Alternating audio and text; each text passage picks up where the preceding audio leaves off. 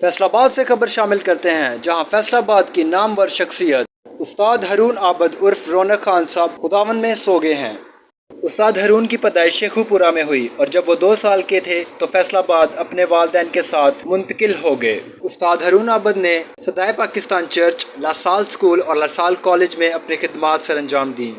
استاد ہارون عابد مسیحی ہونے کے ناطے پورے پاکستان میں مسیحی گلوکار اور مسیحی موسیقار کے حیثیت رکھتے تھے۔ آپ بہت اچھے موسیقی کے کمپوزر، گائک، ردم نواز اور شاعر تھے۔ فیصل آباد اور پنجاب بھر میں استاد ہارون صاحب کے بہت سارے شاگرد تھے، جن میں مسیحی اور غیر مسیحی شامل ہیں، اور انہوں نے خداوند کی پرستش کے لیے بہت سارے اچھے پرستار تیار کیے، جن میں مسیحی اور غیر مسیحی فن اور علم کا اقرار کرتے ہیں اور ان کو استاد کی حیثیت سے دیکھتے ہیں۔ ان کی وفات پر ان کے مداحوں نے گہرے دکھ کا اظہار کیا۔ معلومات کا قابل اعتماد ذریعہ CRC، جڑے رہیں CRC کے ساتھ۔